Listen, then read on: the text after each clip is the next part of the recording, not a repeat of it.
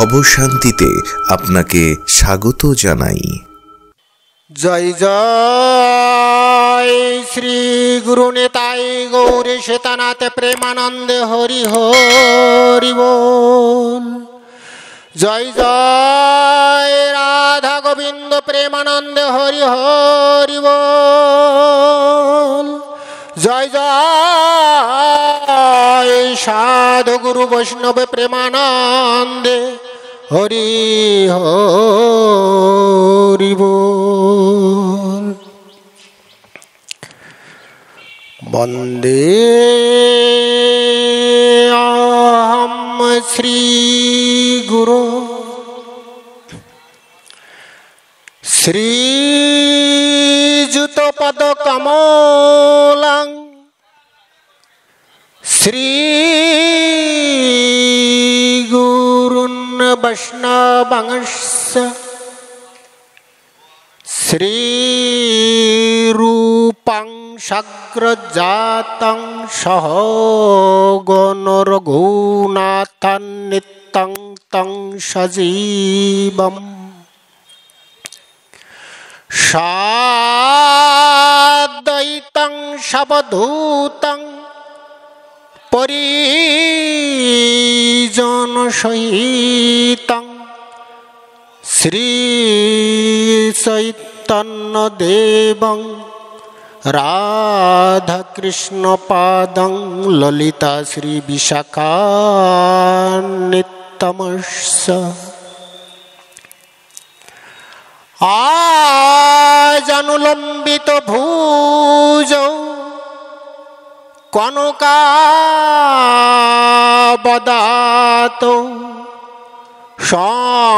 সংকীর্তনৈক পিতারৌ কমলাপক্ষৌ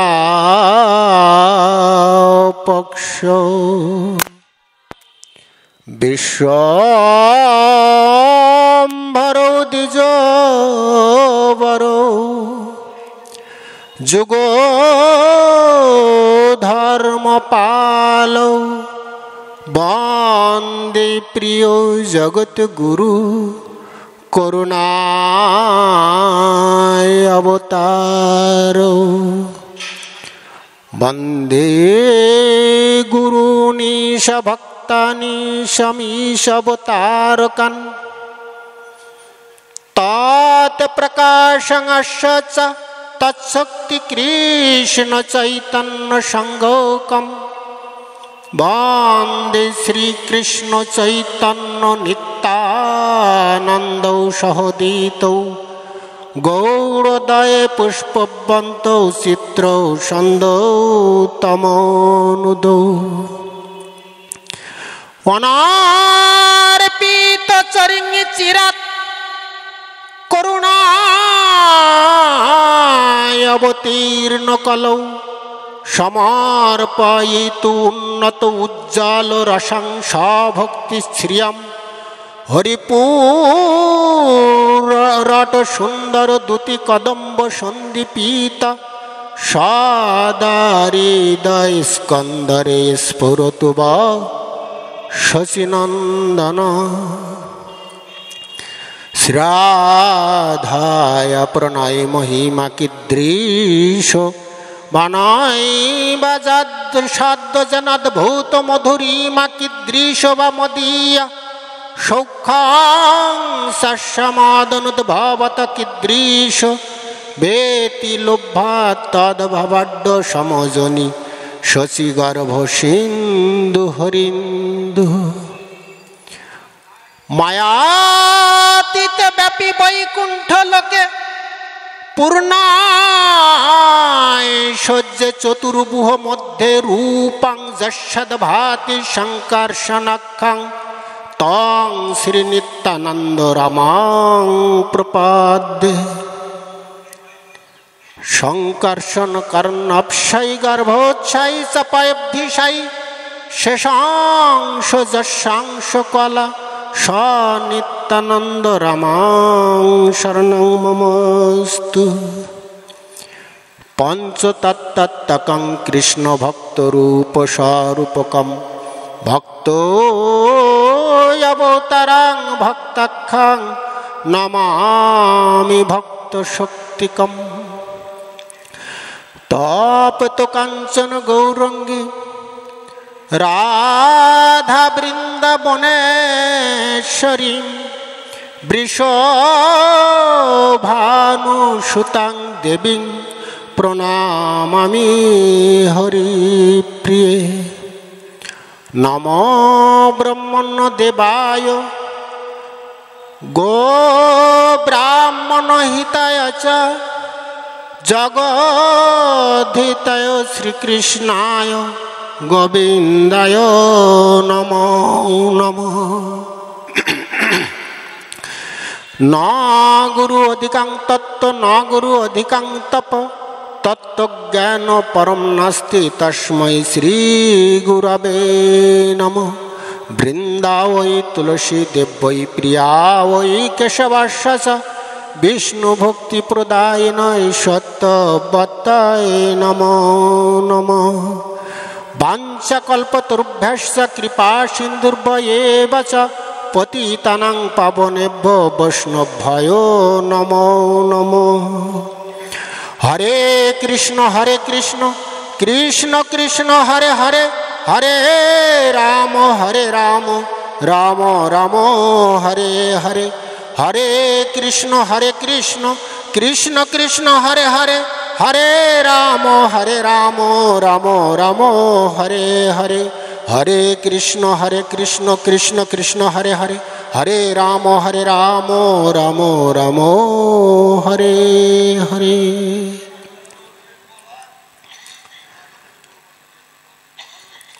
আলোচনার প্রারম্ভে করি মঙ্গলাচরণ। গুরু বৈষ্ণব ভগবান তিনেরই শরণ। এই তিনের শরণে হয় বিঘ্ন বিনাশন, অনায়াসে হয় নিজ বাঞ্ছিত পূরণ। অদ্বৈত আচার্য প্রভুর অংশ অবতার, তার পাদপদ্মে কোটি প্রণতি আমার। নিত্যানন্দ রায় প্রভুর স্বরূপ প্রকাশ, তার পাদপদ্মে বন্দী মুই তার দাস। শ্রীকৃষ্ণ চৈতন্য গোসাই স্বয়ং ভগবান, তার পাদপদ্মে মোর অনন্ত প্রণাম। গদাধর পণ্ডিত প্রভুর নিজ শক্তি, তার চরণে মোর সহস্র প্রণতি। আছেন যত সভাসদগণের শ্রীবাসাদি ভক্তগণ, সবার চরণে আমি লইলাম শরণ। কৃপা করে কর মোরে এই আশীর্বাদ, নির্বিঘ্নে পাই যেন চৈতন্য প্রসাদ। শ্রী চৈতন্য প্রসাদেনা তদ্রূপস্য বিনির্ণয়ম, বালোপি কুরুতে শাস্ত্র দৃষ্টং ব্রজ বিলাসিনা। বলছে কি, শ্রী চৈতন্য দেবের প্রসাদে বালক ব্যক্তিও স্মরণ করবা মাত্রই ব্রজ বিলাসের কথা মনে পড়ে যায়। তো শ্রী চৈতন্য প্রসাদ হতে গেলে আর আগে কার কৃপা পাওয়ার দরকার? আগে আমার প্রেমদাতা পরম দয়াল নিতাই সাদের কৃপা পাওয়া দরকার। আজ নিত্যানন্দ ত্রয়োদশী, নিত্যানন্দ প্রভুর আবির্ভাব তিথি, মাঘ মাসের শুক্লাপক্ষের ত্রয়োদশ তিথি। আজ থেকে প্রায় 552 বছর পূর্বে নিত্যানন্দ মহাপ্রভু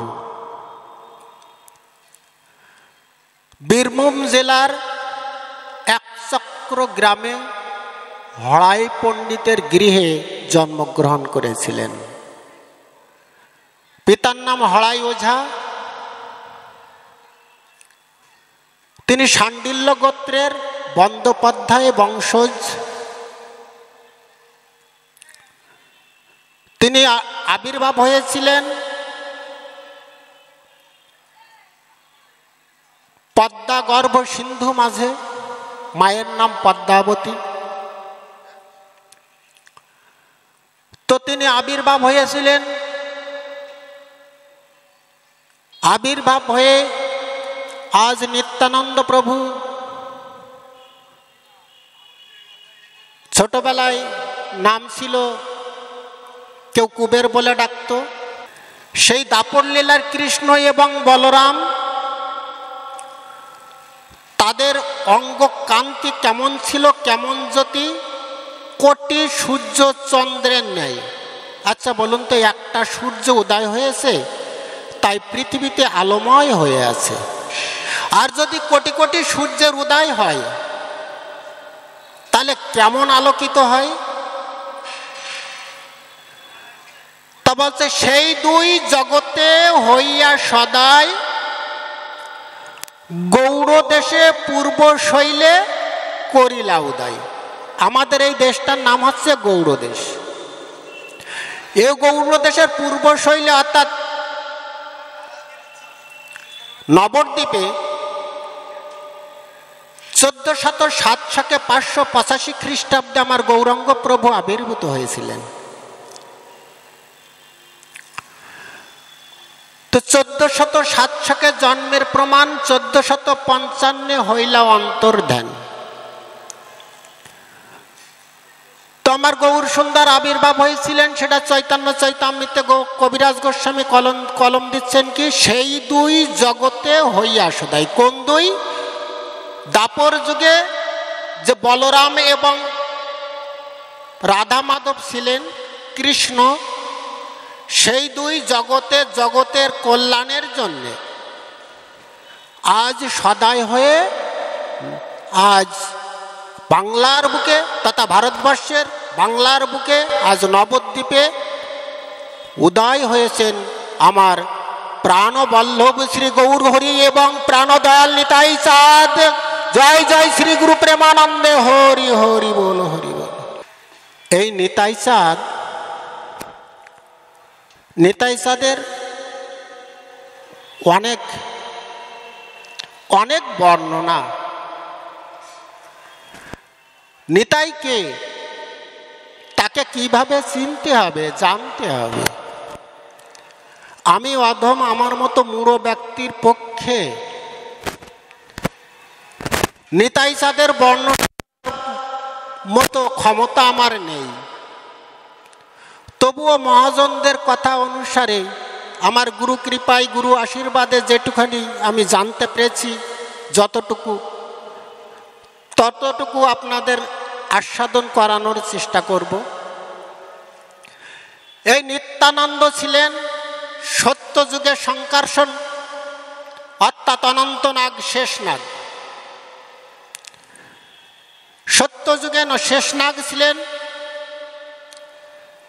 ত্রেতা যুগে আমার নিতাই চাঁদ হলেন রামানুজ লক্ষণ। দাপার যুগে আসলেন, দাপার যুগে কি কোন রূপে আসলেন? বলরাম। আর কলিযুগে আমার প্রেমদাতা, পরম প্রেমদাতা নিতাই চাঁদ। বৃন্দাবনে গোপী পেল গায়ত ভাগবতে, একলা নিতাই হতে পাইল জগতে। বলছে বৃন্দাবনে গোপী পেল। বৃন্দাবনে গোপীগণ কি পেয়েছিল? যে রাধা কৃষ্ণের যে যুগল তনু মিলিত রস, যে যুগল রস আস্বাদন করেছিল, সেই যুগল রস গোপীগণ পেয়েছিল। কিন্তু জগৎবাসী তো পায়নি। জগৎবাসী কার মাধ্যমে পেল? একলা নিতাই হতে পাইল জগতে। আমার নিতাই চাঁদ নিত্যানন্দ প্রভু আমার দয়াল, তিনি এমন দিন দয়াল, এমন কৃপালু, তিনি কৃপা করে আজ এই জীবের দ্বারে দ্বারে দ্বারে দ্বারে নামের ডালি মাথায় নিয়ে আজ আমার নিতাই চাঁদ নবদ্বীপের পথে পথে পথে পথে ঘুরছে, বলছে আয় আয় তোরা নাম নে, আয় এই নাম বিনা কলিযুগের গতি নাই, নাম বিনা কলিযুগের গতি নাই, আয় তোরা নাম নে। একবার বল হরি নাম বল, কৃষ্ণ নাম বল। নিত্যানন্দ প্রভু আমার ছোটবেলায় ছিলেন ধর্মের অনুরাগী। নিত্যানন্দ প্রভু 12 বছর তখন বয়স। তখন এক সন্ন্যাসী নিত্যানন্দ প্রভুর এক চক্র গ্রামে নিত্যানন্দ প্রভুর বাড়িতে গেল, গিয়ে নিত্যানন্দ প্রভুর পিতা হরাই পণ্ডিত বসে আছেন। সন্ন্যাসী গিয়ে বলছেন ভিক্ষাং দেহি। সন্ন্যাসীকে দেখে হরাই পণ্ডিত দণ্ডবাদ জানালেন, বললেন আসুন, অতিথি পরম বৈষ্ণব, আসুন আপনাকে আমি ভিক্ষা দেব। তা বলছে আমি ও ভিক্ষা চাই না, আমি ও ভিক্ষা চাই না, আমি ভিক্ষা চাইতে এসেছি। আমি অনেক দিন ধরে দর্শন করছি, তোমার যে একমাত্র পুত্র সন্তানকে দেখে আমার খুব মনে প্রাণে টেনেছে। তোমার পুত্র সন্তান, আমার মনে হয় তিনি সেই আবির্ভাব হয়েছেন, তাই তোমার পুত্র সন্তানকে আমি ভিক্ষা চাই তোমার কাছে, তুমি দেবে? হরাই পণ্ডিত বলছে সে কি, আমি অনাদিকাল ধরে ঈশ্বরের প্রতি তপস্যা করে, ঈশ্বরের প্রতি আরাধনা করে, তার ধ্যান তার জ্ঞান করে, তার শনন মনন করে আমি একটা পুত্র সন্তান লাভ করেছি, আর এই পুত্র সন্তানকে তুমি ভিক্ষা নেবে? সন্ন্যাসী হলো মাধবেন্দ্রপুরী, মাধব গোসাই। তো বলছে কি, মাধবেন্দ্রপুরী বলছে তখন যে যদি কারোর বংশে কোনো সন্তান ঈশ্বর অনুরাগী হয়, ঈশ্বরের প্রতি ব্রতী হয়, ঈশ্বরের প্রতি নিষ্ঠা আসে, তখন সেই বংশ পূর্বপুরুষ ধরে সবাই উদ্ধার হয়ে যায়, কেউ আর নরকগামী হয় না। আপনার পুত্র যদি হরিভক্ত হয়, কৃষ্ণ ভক্ত হয়, যদি সন্ন্যাস ধর্ম গ্রহণ করে, আপনার কি অসুবিধা আছে? তখন বলছে দেখুন, আমার তো একা পুত্র নয়, পুত্র তো পদ্মাবতীরও, তো আমি পদ্মাবতীর কাছ থেকে একটু অনুমতি নিয়ে আসি। তো পদ্মাবতীর কাছে গেল হরাই পণ্ডিত। পদ্মাবতীর কাছে গিয়ে পদ্মাবতীর কাছে বলছে, ওহে পদ্মাবতী, পদ্মা তোমার কাছে একটা আর্যে নিয়ে এসেছি, একটা ভিক্ষা নিয়ে এসেছি। তো বলছে ও কথা বলছেন কেন প্রাণনাথ, আমার যা কিছু তো সবই তোমার, আমার কাছে আবার আপনি কি ভিক্ষা নিয়ে এসেছেন? তা বলছে তোমার কাছে একটা জিনিস চাইবো, তুমি দেবে? তা বলছে কি? তা বলছে তোমার একমাত্র অমূল্য ধন, অমূল্য সম্পদ আমাদের নিতাইকে একজন বৈষ্ণব ব্রাহ্মণ ভিক্ষা নিতে এসেছে, তাই নিতাইকে তুমি দেবে? আচ্ছা বলুন তো, কোনো মা কি নিজের সন্তানকে দিতে পারে? কোনো মায়ের মন থেকে, অন্তর থেকে নিজের সন্তানকে একজনের হাতে তুলে দিতে পারে? আজ আমার পদ্মাবতী মা চোখের জলে কাঁদছে, নিতাই চাঁদের জন্য কাঁদছে, আর বলছে আমি শত জন্মের পুণ্যের ফলে এমন আমি সোনার টুকরো, আমি গর্ভ সিন্ধু মাঝে আমি ধরতে পেরেছি আমার গর্ভে। আজ এই নিতাই আমার গর্ব, আমার অহংকার, আর একে যদি আমি দিয়ে দিই, আমার জনম বৃথা হয়ে যাবে, বিফল হয়ে যাবে। তবুও প্রভু তুমি যখন বলেছ, তুমি যখন চাইছো, আমার যা কিছু সবই তো তোমার, তুমি যেটা ভালোবাসো সেটা করো, আমার কোনো দ্বিমত নাই।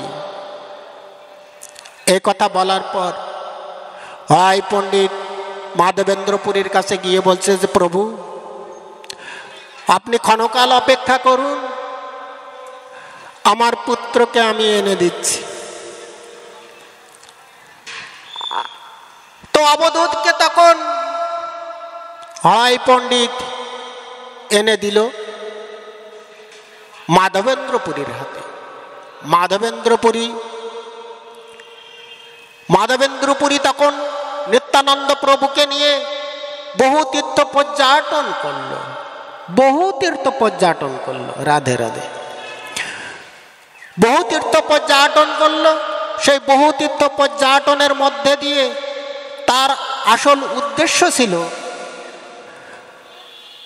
মাধবেন্দ্রপুরীর আসল উদ্দেশ্য ছিল দক্ষিণ ভারত। কেননা সেই দক্ষিণ ভারতে আমার গৌর সুন্দরের অগ্রজ, আমার গৌর হরির অগ্রজ বিশ্বরূপ সন্ন্যাস নিয়ে দক্ষিণ ভারতে চলে গিয়েছে। তাই মাধবেন্দ্রপুরী নিত্যানন্দ প্রভুকে নিয়ে দক্ষিণ ভারত পরিদর্শন করে সমস্ত তীর্থ পর্যটন করে আজ নিত্যানন্দর কাছে, বিশ্বরূপের কাছে গিয়ে সাক্ষাৎ করল। শাস্ত্রে আছে, কোনো কোনো জায়গায় দ্বিমত আছে যে এই বিশ্বরূপ হলো নিতাই। কারণ এই বিশ্বরূপের যে দেহ অবসান হয়েছিল, বিশ্বরূপের যে দেহ, আমাদের যোগ বলে, সিদ্ধি বলে, অষ্টাদশ সিদ্ধি, অনিমা, লঘিমা, মহিমা, গরিমা, ঈশিতা, বসিতা, কাম্বাসায়িতা, যে অষ্টাদশ সিদ্ধি আছে, সেই সিদ্ধির বলে বিশ্বরূপ সেই অষ্টাদশ সিদ্ধির মধ্যে দিয়ে নিতাই চাঁদের মধ্যে, দেহের মধ্যে প্রবেশ করেছিল। কিন্তু কিছু কিছু গ্রন্থে আবার দ্বিমত আছে। কোন কোন গ্রন্থে বর্ণনা আছে লক্ষ্মীপতির কাছে নিত্যানন্দ প্রভু আমার দীক্ষা গ্রহণ করেছিল। যাই হোক, আমি সে কথায় আসবো না। নিত্যানন্দ প্রভু আমার তীর্থ পর্যটন করে সেখান থেকে চলে আসলো কোথায়? নবদ্বীপে। নবদ্বীপে নন্দন আচার্যর গৃহে সেখানে বসে নিত্য নিত্য নিত্য নিত্য নাম সংকীর্তন করতে লাগলেন। তো নিত্য নিত্য নাম সংকীর্তন করছেন আমার নিতাই চাঁদ। ধ্যান যোগে একদিন বসে আছেন, ধ্যানস্থ হয়ে বলছেন যে হে প্রভু, হে দয়াময়, আজ আমি শরণাগত তোমার, তুমি এসে দেখা দাও হে দয়ালু হরি। আজ নিতাই চাঁদ আমার ধ্যান যোগে শ্রীহরির স্বরূপ দর্শন করছেন। এদিকে নবদ্বীপে গৌর হরি আমার আর থাকতে পারল না। গৌর হরির থেকে, গৌর সুন্দরের থেকে নিত্যানন্দ প্রভু 12 বছরের বড়। গৌর হরি আমার ভক্তের ডাকে আর থাকতে পারল না। সেই নন্দনাচার্য গৃহের আশ্রয়ে গৌর হরি এসে উপনীত হলো। এসে দেখল যে নিত্যানন্দ প্রভু আমার ধ্যান যোগে বসে আছে। এই প্রথম সাক্ষাৎ নিত্যানন্দর সঙ্গে গৌর হরির। তো গৌর হরি এবার কি করলো? নিত্যানন্দকে দর্শন করে, নিত্যানন্দর অঙ্গজ্যোতি কান্তি দর্শন করে গৌর হরির মনে অন্তরে তার কৃষ্ণ প্রেম ভাব আমায়, অন্তরে কৃষ্ণ ভাব, বাইরে রাধা, সেই গৌর হরি রাধা কৃষ্ণের মিলিত তনু। তিনি ভাবান্বিত হয়ে দেখলেন এ তো সেই, এ সেই যুগে যুগে যুগে যুগে আমার যে সঙ্গের সাথী, এ সেই। তখন নিত্যানন্দকে গৌর হরি আমার প্রদক্ষিণ করলেন, প্রদক্ষিণ করলেন। আচ্ছা ভাবা যায়, অন্যান্য যুগে ভক্ত ভগবানকে প্রদক্ষিণ করে কি? তাই তো মা, ভক্ত ভগবানকে প্রদক্ষিণ করে।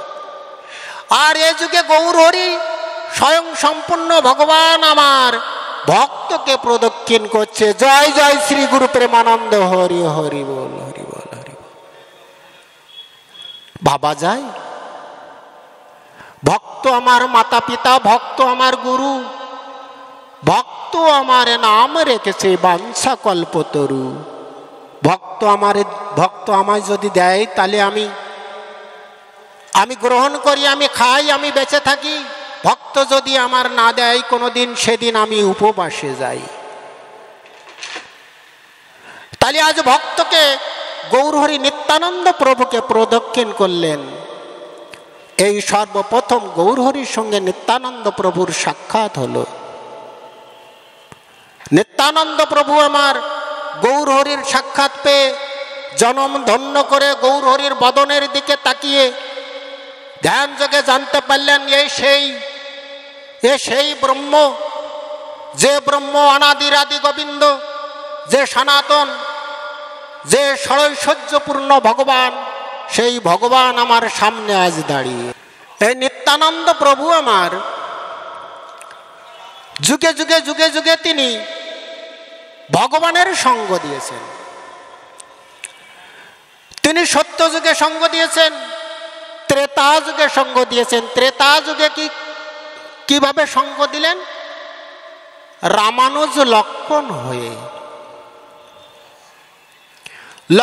হয়ে ত্রেতা যুগে তিনি বললেন কি, তিনি কেমন প্রকৃতির ছিলেন?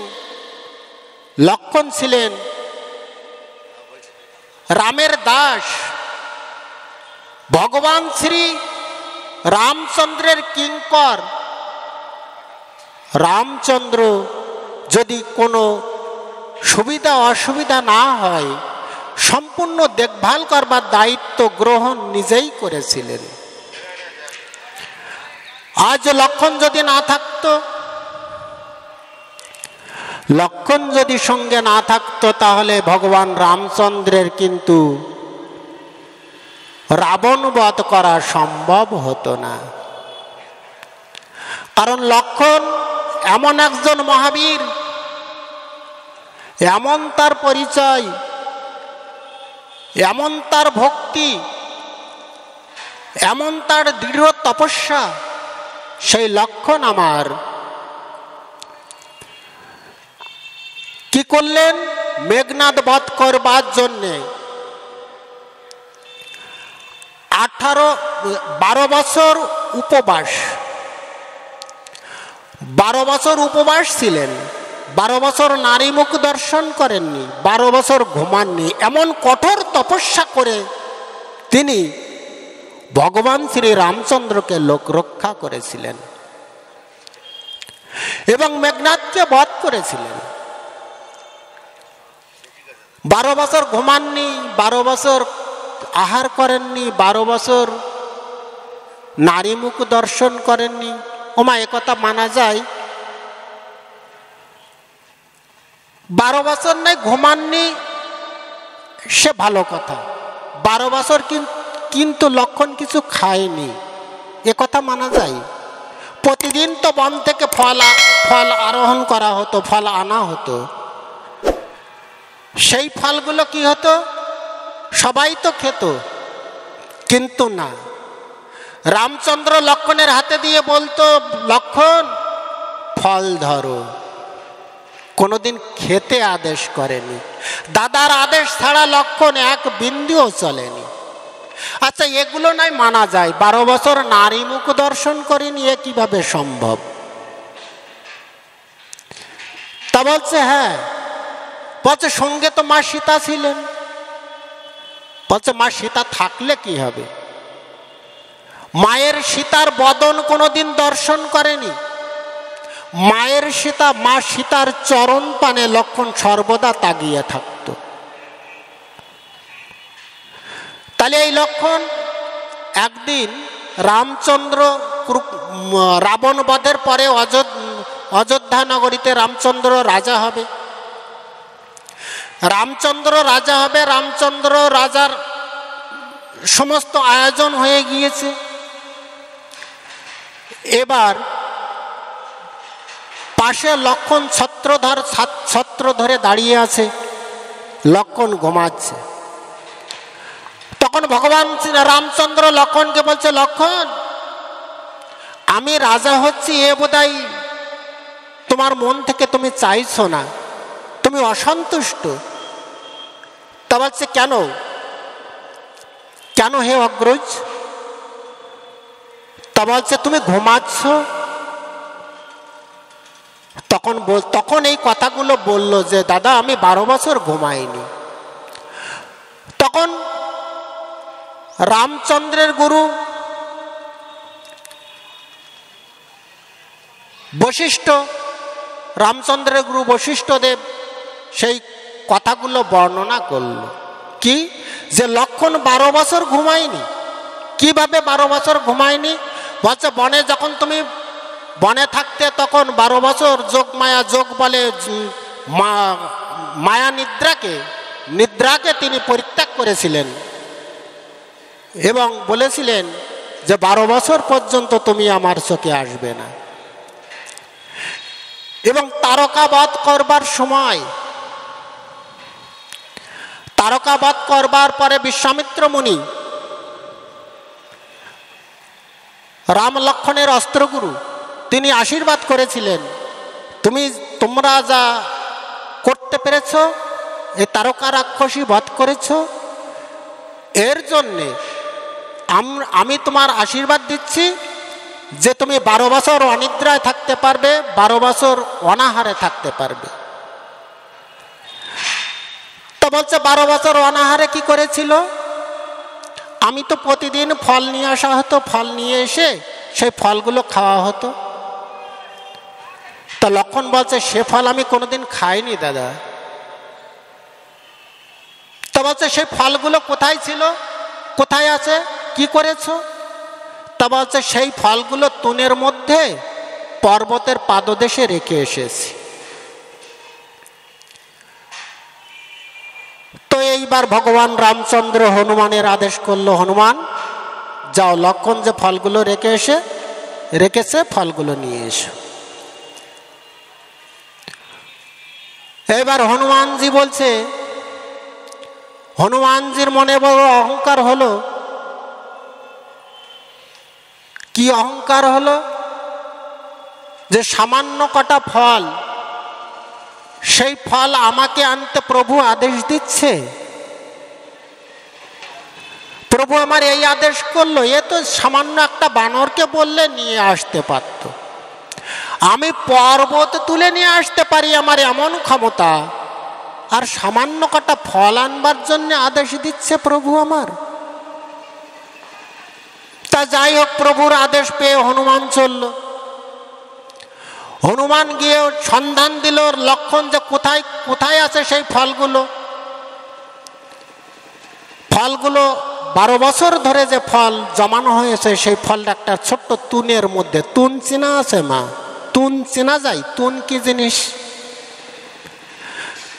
রামচন্দ্র যুদ্ধ করত, রাম লক্ষণের যুদ্ধে যে তীর রাখা যে ঠোঙা, আমাদের গ্রাম অঞ্চলে দেখা যায় যে শিউলিগুলো খেজুর গাছ কাটে, গাছ কাটার যে দা রাখবার জন্য ঠোঙা একটা পিঠে বাঁধে, ওটাকে তুন বলে। তো ওই তুনের মধ্যে 12 বছরের ফল। হনুমান কি করলো, গিয়ে সন্ধান নিয়ে যখন গেল, যে সামনে দেখতে পেল, দেখতে পেয়ে ছোট্ট একটা তুন তুচ্ছ করে বাঁ হাত দিয়ে, অবহেলা করে বাঁ হাত দিয়ে ধরতে গেল, কিন্তু সেই ফল উঠল না। হনুমানের অহংকার, হনুমানের গর্ব সব ভেঙে গেল। তখন 2 হাত লাগালো, 2 হাত দিয়েও তুলতে পারলো না। তখন 2 হাত দিয়ে যখন তুলতে পারলো না, গায়ের জোরে সেই তুন তুলতে পারলো না। তুন যখন তুলতে পারলো না, হনুমান কি করলো, এবার অপমান হয়ে, লজ্জিত হয়ে হনুমান আমার প্রভু রামচন্দ্রের কাছে ফিরে আসলেন, যে প্রভু, তোমার চরণে আমার বড় অপরাধ হয়েছে। আমি সেই তুন তুলে আনতে পারলাম না, আমি অবজ্ঞা করেছিলাম, আমি অবহেলা করেছিলাম, তার জন্য আমার এই দুর্গতি। ভগবান রামচন্দ্র তখন আদেশ দিল যে যাও, এবার তুমি যে তুনটা তুলে এনো। এবার হনুমান গিয়ে সেই কি করলো, যে রামের নাম স্মরণ করে জয় জয় শ্রীরাম বলে সেই তুন তুলে আনলো। জয় জয় শ্রী গুরু প্রেমানন্দে হরি হরি বল। সেই তুন তুলে আনা হলো। তুনের মধ্যে যে ফল আছে, ফলগুলো ঢালা হলো। সেই ফল ঢালা হলো এমন ভাবে, ফলগুলো গোনা হচ্ছে। গুনে দেখা গেল কি, যে 12 বছরের ফল জমানো আছে, তো 12 বছরের ফল গুনে দেখা গেল 7টা ফল কম আছে। তো এই 7টা ফল কম আছে কেন? এই 7টা ফল তালির লক্ষণ তুমি খেয়েছো? তা বলছে না দাদা, আমি এই 7টা ফল খাইনি। তা বলছে তাহলে 7টা ফল গেল কোথায়? তা বলছে আপনি স্মরণ করুন, আমরা বনে ছিলাম 12 বছর, 7 দিন ফল আরোহণ করা হয়নি। তা বলছে তুমি বলো। তা বলছে প্রথম ফল, প্রথম দিন আমরা যেদিন শ্রবণ করলাম যে আমাদের পিতা রাজা দশরথ দেহত্যাগ করেছেন, সেদিন শোকার্ত হয়ে, পিতৃশোকে মগ্ন হয়ে আমরা সেদিন বনে ফল আনতে যাইনি। তা বলছে হ্যাঁ লক্ষণ, মনে পড়েছে, বলো বলো বলো। সেদিন আমরা বনে ফল আনতে যাইনি। আর কোন দিন? তা বলছে যেদিন মা সীতা আমার হরণ হয়ে গেল রাবণ কর্তৃক, সেদিন মনের দুঃখে, মনের কষ্টে আমরা সীতা অন্বেষণ করতে করতে হা সীতা বলতে বলতে আমরা সেদিন মনের দুঃখে সেদিন আর বনে ফল আনতে যাইনি। তা বলছে হ্যাঁ ঠিক ঠিক মনে পড়েছে 2 দিন হলো। আর তা বলছে আর যেদিন নাক পাশে বেঁধেছিল সেদিন আমরা ফল আনতে যাইনি। যেদিন মেঘনাদ বধ হলো আনন্দে, সেদিন ফল আনতে যায়নি। যেদিন আমাদের অপহরণ করে নিয়ে গেল, চুরি করে নিয়ে গেল পাতালে মহিরাবণ, সেদিন আমরা ফল আনতে যাইনি। যেদিন আমার শক্তিশাল হলো সেদিন আমি ফল আনতে যাইনি। যেদিন রাবণবধ হলো সেদিন ফল আনতে যায়নি। এই 7টা ফল কম আছে। তখন গুণে দেখা গেল হ্যাঁ সঠিকই বলছে। তাই এই 7টা ফল তখন সঠিক দেখে ভগবান রামচন্দ্র মনে মনে বিশ্বাস করল যে এর মতো যোগী, এর মতো সাধক, এর মতো সিদ্ধ পুরুষ আর পৃথিবীতে নাই। তাই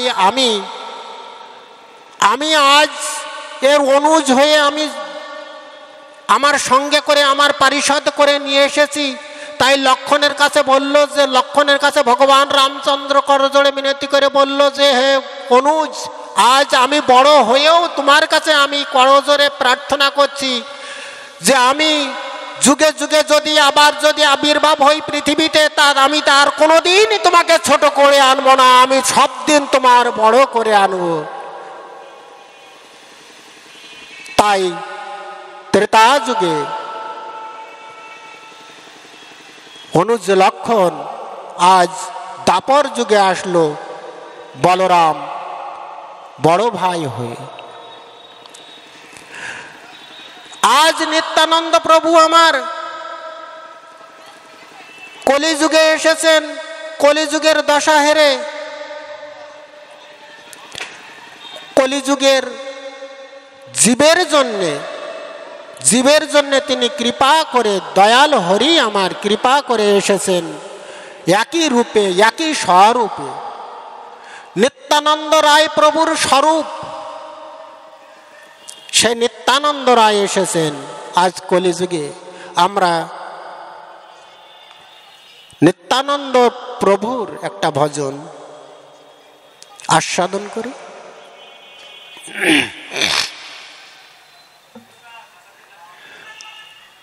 ভজনিতাই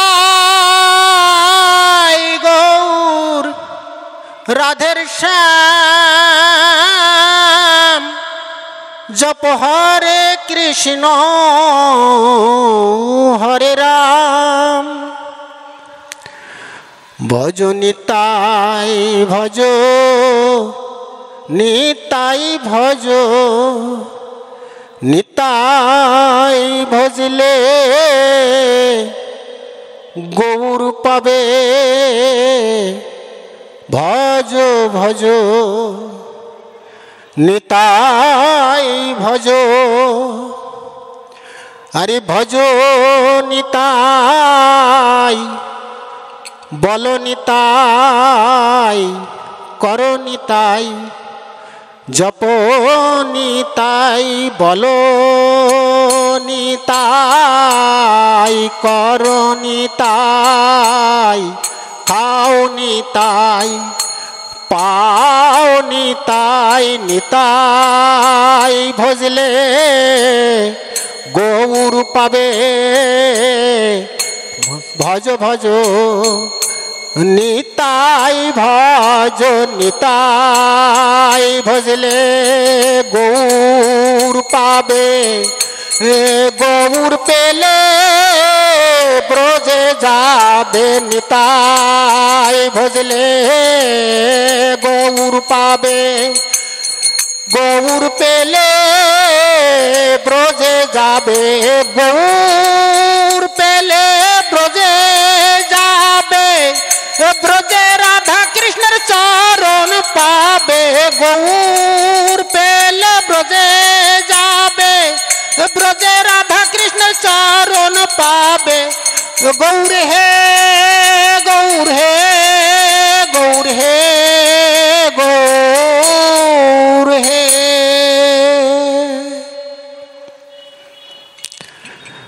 বলছে কি ভজ ভজ নিতাই ভজ।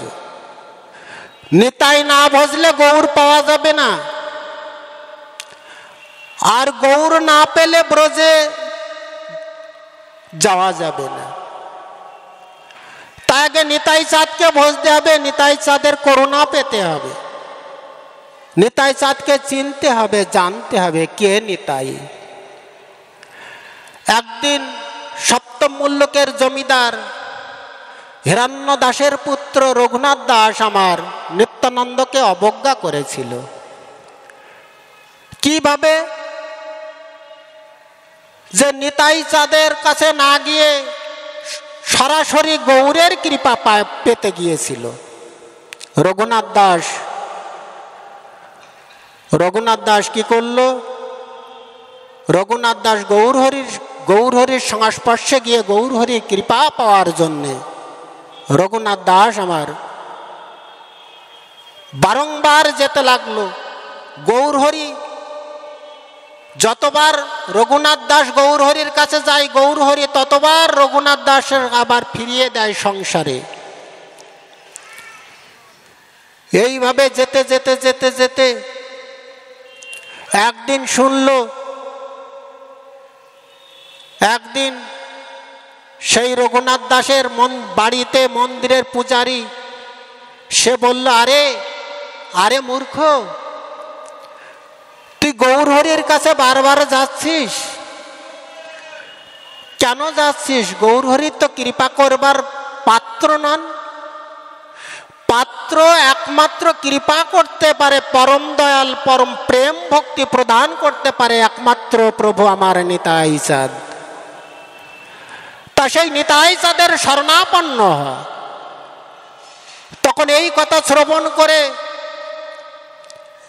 রঘুনাথ দাস আমার ষড়গোস্বামীর মধ্যে একজন, শ্রীরূপ সনাতন ভট্ট রঘুনাথ, শ্রীজীব গোপাল ভট্ট দাস রঘুনাথ, এই রঘুনাথ দাস আমার একদিন ছুটতে ছুটতে চলে গেল, শুনলো যে পানিহাটিতে নিতাই চাঁদ বসে আছে। ছুটতে ছুটতে পানিহাটিতে নিতাই চাঁদের কাছে গিয়ে দূর হইতে সাষ্টাঙ্গে দণ্ডবৎ মিনতি জানালো। যখন সাষ্টাঙ্গে দণ্ডবৎ মিনতি জানাতে লাগলো, নিতাই পারিষদগণ যে যেখানে ছিল, নিতাই চাঁদের এবার রঘুনাথ দাসের দেখিয়ে বলছে, ওই রঘুনাথ এসেছে, আপনাকে দণ্ডবৎ জানাচ্ছে। নিতাই চাঁদ আমার এমন দয়াল, এমন দয়ালু, দূর হইতে বলছে, আরে চোরা, তুই কি মনে করেছিলি আমি কিছু জানি না, আমি কিছু বুঝি না? তুই গৌরের কৃপা পেতে এসেছিলি, এমন তুই চোরা, চুরি করে নিবি? আরে পাবি না। কে গৌর? গৌরকে তোর কে চিনাবে? গৌরকে কে জানাবে? যদি আমি তোর কৃপা না করি, আমি তোর আশীর্বাদ না করি, তাহলে তুই জীবনে গৌর হরিকে পাবি না। তাই তুই চুরি করে গৌর হরির কাছে গিয়েছিলি বলে আজ আয়, আমি তোর সাজা দেব। নিত্যানন্দ প্রভু আমার অন্তরে এত প্রেম, এত ভক্তি, জীবের জন্য এত দয়াল, এত দয়ালু তিনি, জীবকে এত সুন্দরভাবে কৃপা করলেন। কিভাবে? বলল, আয় রঘুনাথ, আয়, তুই আমার কাছে আয়। কাছে আসলো, কাছে আসলে মাথায় চরণ রেখে আশীর্বাদ করলো যে যা, তুই যদি আমার কথা শুনিস, আমার কথা নিবি,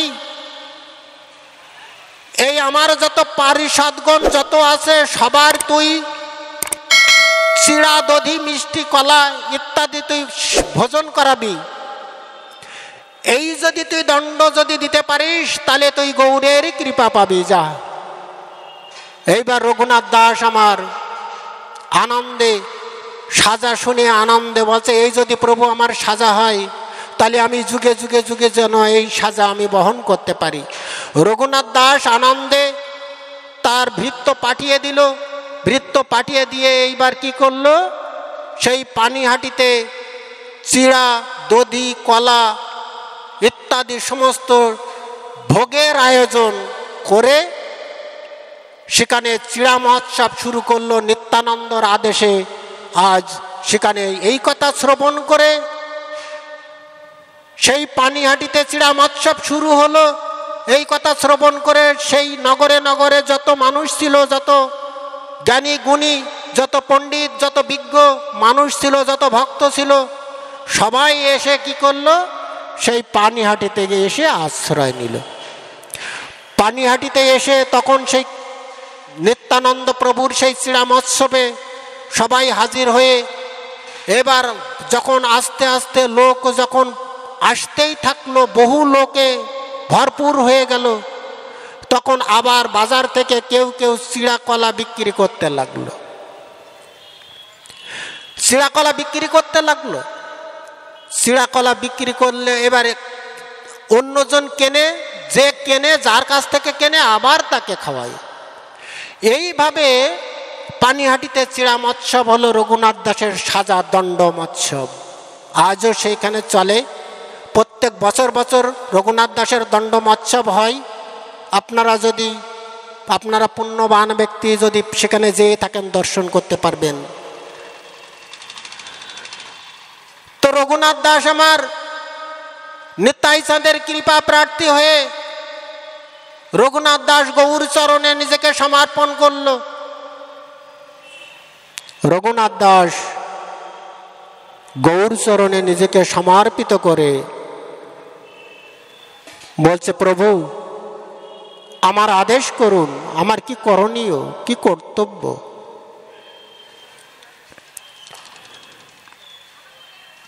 তা বলছে, দেখো রঘুনাথ, আমি তোমার স্বরূপের হাতে সমর্পণ করলাম। স্বরূপ গোসাই আমার থেকে অনেকে জানে। আহা, দয়াল, এমন দয়াল। আজ আমার গৌর হরি এমন দয়াল, যুগে যুগে যুগে যুগে এসে নিজে বড় হয়েছেন, আজ ভক্তকে বড় করে দেখাচ্ছেন। বলছে স্বরূপ অনেক আমার থেকে অনেক বেশি জানে। নিজে বিজ্ঞ, নিজে পণ্ডিত, নিজে জ্ঞানী, নিজে গুণী, নিজেই সরস্বতী, নিজেই অনাদির আদি গোবিন্দ, নিজেই স্বয়ং সম্পূর্ণ ভগবান। ভক্তকে বলছে ও আমার থেকে বেশি জানে। এমন দয়াল কি পৃথিবীতে আর আছে? গৌর হরি বলছে, স্বরূপ আমার থেকে বেশি জানে রঘুনাথ, আমি তোমার স্বরূপের কাছে সমর্পণ করলাম। স্বরূপের কাছে সমর্পণ করলো রঘুনাথ দাসকে। রঘুনাথ দাস আমার স্বরূপের হাতে সমর্পিত হয়ে বলল, যাও। গৌর হরি আদেশ করলো গোবিন্দ দাসকে আদেশ করলো, গোবিন্দ তোমার আশ্রমে গিয়ে রাখো। রাখলে ওখানে ও অনেক ক্লান্ত, পরিশ্রান্ত, অনেক কষ্ট করে এখানে এসেছে, যাই হোক তোমার আশ্রমে রেখে ওর দেখভাল করো। গোবিন্দ দাসকে দেখভাল করবার দায়িত্ব দিল। গোবিন্দ দাস করলো কি, মহাপ্রভুর সেবার পর সেই প্রসাদ উৎসৃষ্ট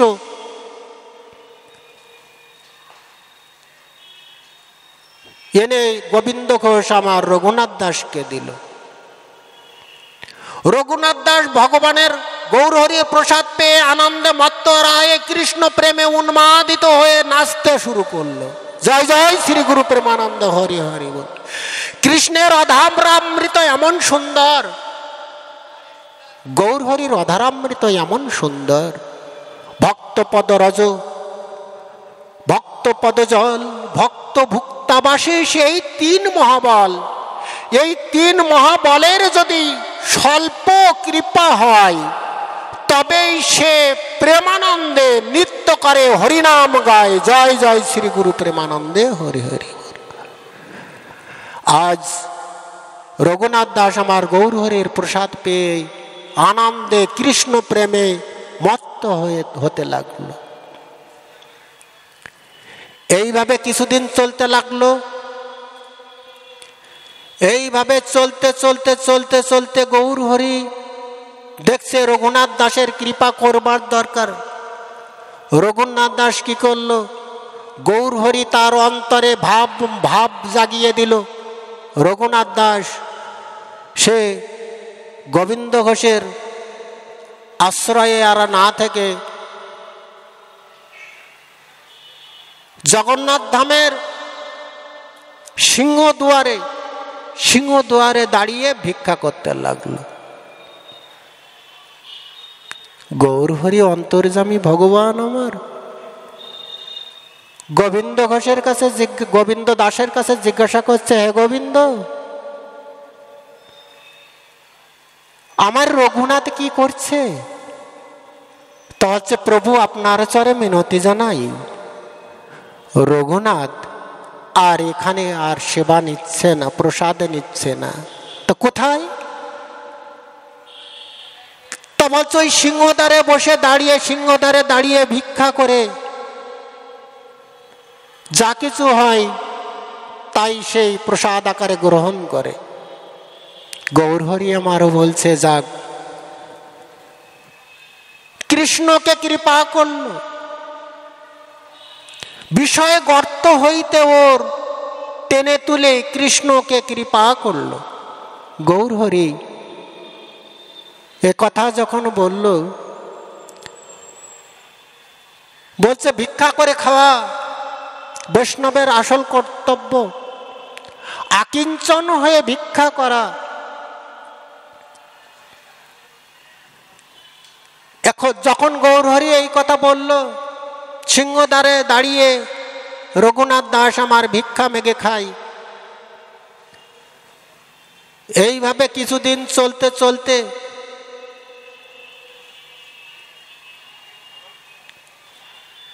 গোবিন্দকে বলছে, শিবানন্দকে সেনকে বলছে, গৌরহরি আমার বলছে যে রঘুনাথকে একবার ডেকে দে না, আমি ওর বদনটা অনেকদিন দেখিনি।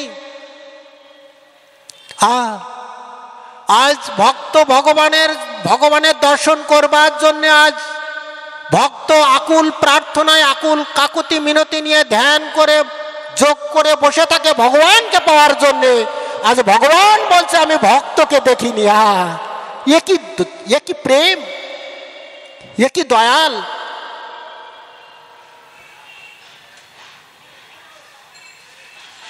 রঘুনাথ দাস যখন গোবিন্দ যখন বলল যে রঘুনাথ, প্রভু তোমাকে স্মরণ করেছে, তখন রঘুনাথ নিজে দিন অতি দিন হয়ে ছুটতে ছুটতে প্রভুর চরণে এসে আছড়ে পড়ল যে প্রভু হে দয়াময়, হে দয়ালু হরি, বলো বলো বলো তুমি আমায়, আমার কি কর্তব্য, আমি কি করতে পারি, আমার কি করণীয়, তুমি তোমার জ্ঞানাঞ্জন শালাকয়া দিয়ে আমার চক্ষু প্রদান করো। তো বলছে গৌরহরি বলছে, হে রঘুনাথ, আমি তো তোমাকে আগেই বলেছি স্বরূপ আমার থেকে অনেক জানে, তবে আমি তোমার একটা উপদেশ দিই। কি উপদেশ?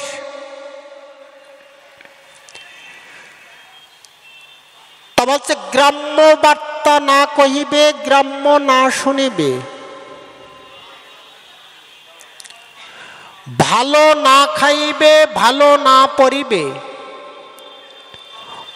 অমানি মানদ সদা কৃষ্ণ নাম লবে, মানসে ব্রজে কৃষ্ণ সেবা করিবে।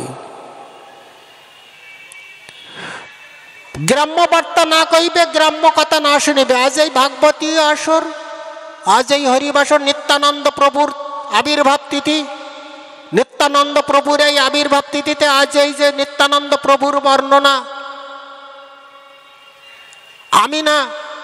আমি এখানে কিছু নই, মোর মুখে বক্তা তিনি হন শ্রোতা।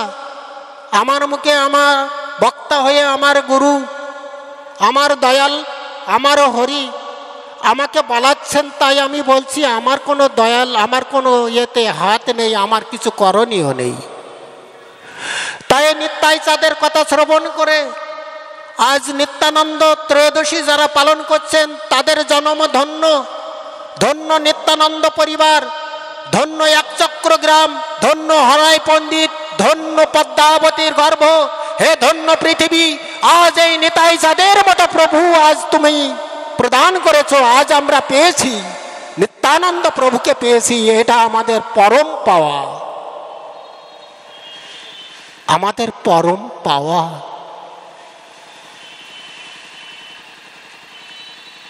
রঘুনাথ দাস আমার বলছে রঘুনাথ দাসের বলছে গৌরহরি আমার,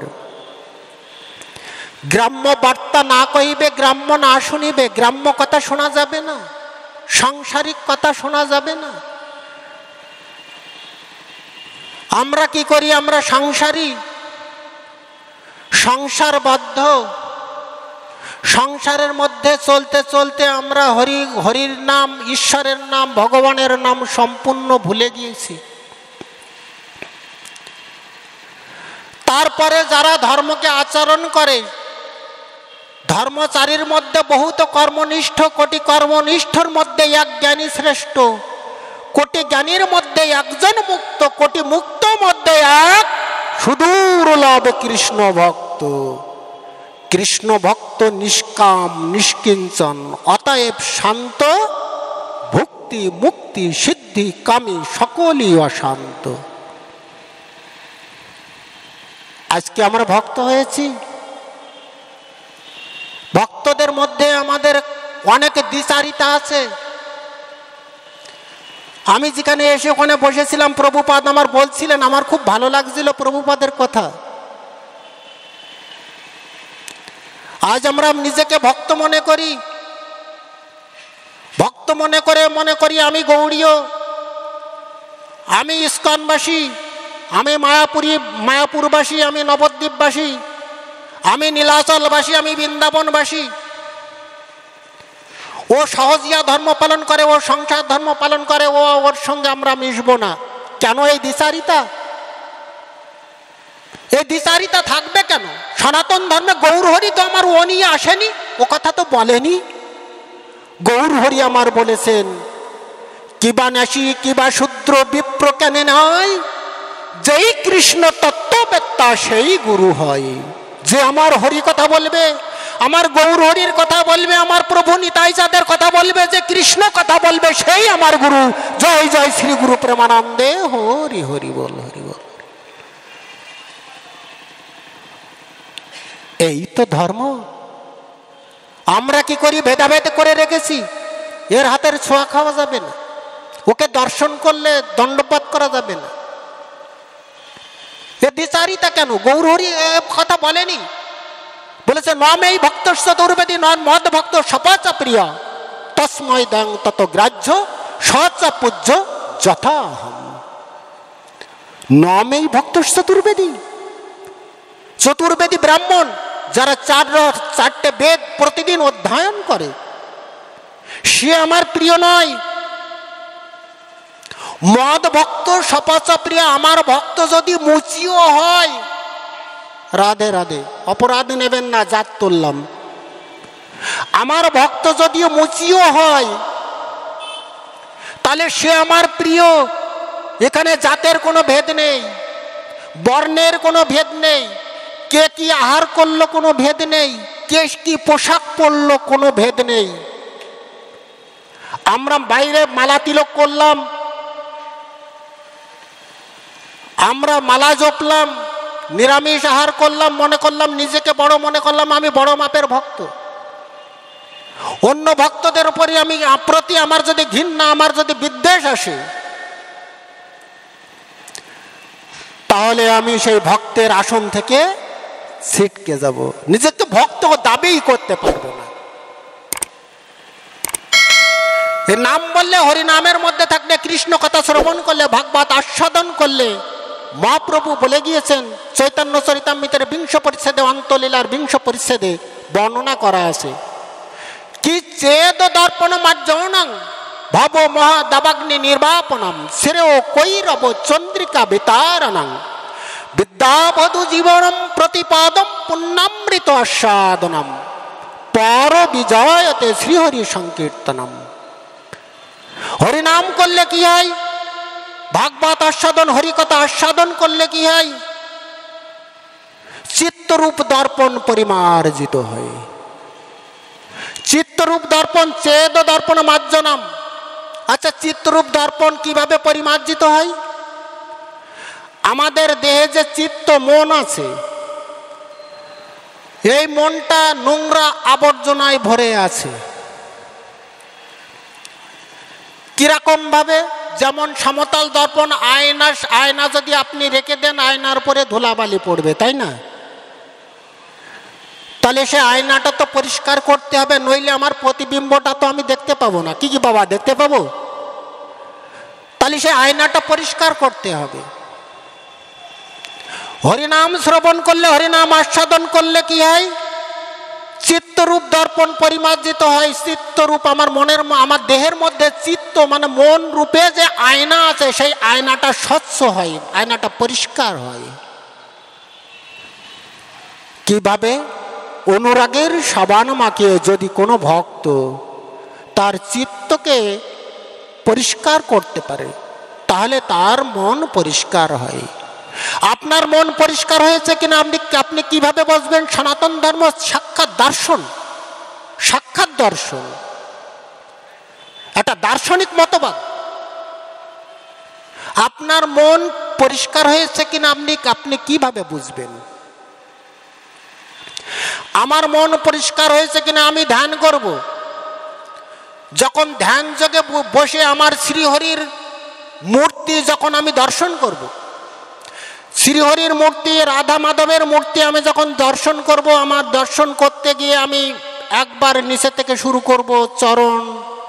চরণের প্রথমে চরণের নখগুলো কেমন, চরণের কিনারা কেমন, চরণের নুপুরগুলো কেমন, সে শৃঙ্গার করে আছেন গৌর রাধা মাধব আমার, সে শৃঙ্গার পরে আছেন। আস্তে আস্তে সেইগুলো আমার স্মরণে আসবে। আস্তে আস্তে আমি উপর দিকে দর্শন করতে করতে করতে করতে উঠবো, চোখ বুজে ধ্যানে সব দর্শন করা যাবে। আস্তে আস্তে আস্তে আস্তে উঠে তার নাভিকমল কেমন, তার কোমর কেমন, সে কিভাবে ত্রিভঙ্গ ঠামে দাঁড়িয়ে আছে সেসব দর্শন করা যাবে। তার হাতের মুরলিটা কেমন,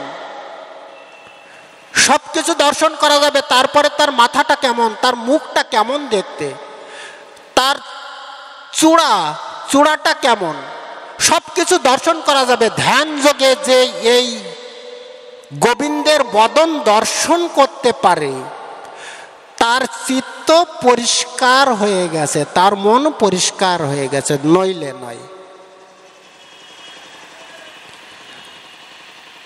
তবে হচ্ছে বংশী গানামৃত ধাম লাবণামৃত জন্মস্থান, যে না দেখে সে চাঁদ বাদন পড়ুক তার মুন্ডে বাজ, সে নয়নের কি বা কাজ, সে নয়ন রহে কি কারণ।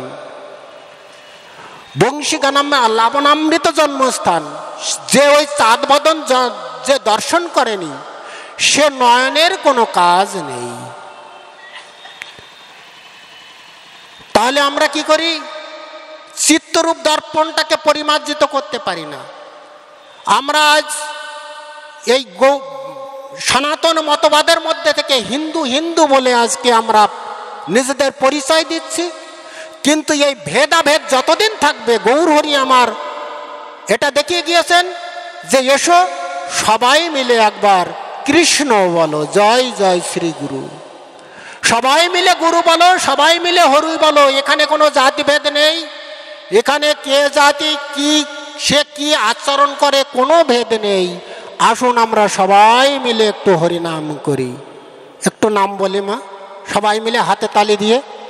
কারণ মহাপ্রভু বলেছেন, দশে পাশে মিলি নিজ দ্বারেতে বসিয়া, হরিনাম করো সবে হাতে তালি দিয়া। আসুন সবাই মিলে হাতে তালি দিয়ে একটু হরিনাম করি। হরে কৃষ্ণ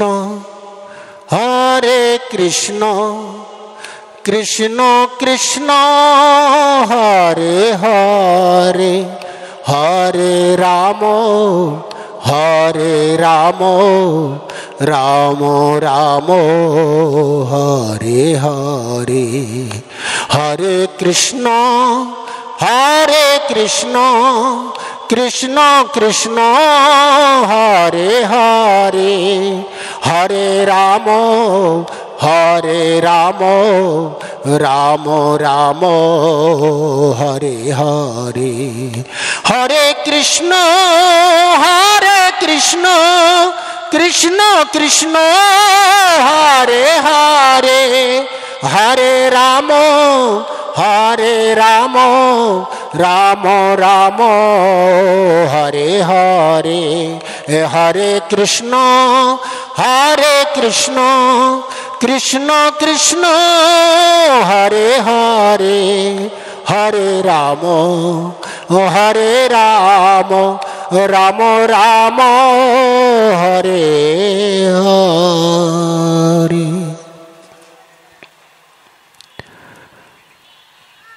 আজ রঘুনাথ দাসের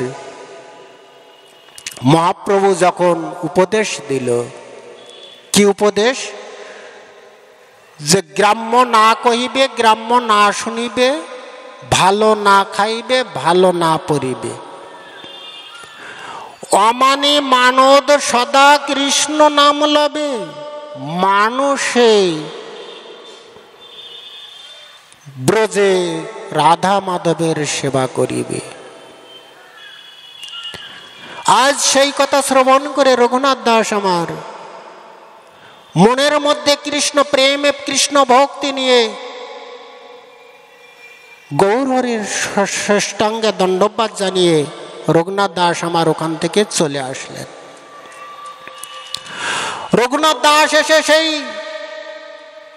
পুরীর জগন্নাথ ধামের সিংহ মন্দিরে সেখানে ভিক্ষাবৃত্তি করতে লাগলেন। ভিক্ষাবৃত্তি করতে করতে তার মনে এমন উদয় হলো যে আমি আর কতদিন ভিক্ষাবৃত্তি করে খাবো। এদিকে রঘুনাথ দাসের পিতা হিরণ্য দাস, জ্যাঠামশাই গোবর্ধন দাস, তারা রঘুনাথ দাসের খুঁজতে খুঁজতে খুঁজতে খুঁজতে পাগলের ন্যায় হয়ে গিয়েছে। সেন সেবানন্দকে পাঠিয়ে দিয়েছে খুঁজতে, আরো 10-20 জন বৈষ্ণব ব্রাহ্মণ তাদের খুঁজতে পাঠিয়ে দিয়েছে। শিবানন্দ এসে দেখে রঘুনাথ দাস আমার সিংহদ্বারে দাঁড়িয়ে আছে। শিবানন্দ সেন তিনি সংবাদ দিলেন। সংবাদ দিলে হিরণ্য দাস কি করলো? হিরণ্য দাস ছিলেন সপ্তমূলকের জমিদার, বহুত পয়সা। হিরণ্য দাস কি করলেন? 400 মুদ্রা, আজ থেকে 500 বছরের পূর্বে 400 মুদ্রার দাম কত ছিল অনুমান করা যায়? 400 মুদ্রা আরো বিভিন্ন রকমের সেবার দ্রব্য সব পাঠিয়ে দিলেন ভৃত্য দিয়ে। রঘুনাথ দাস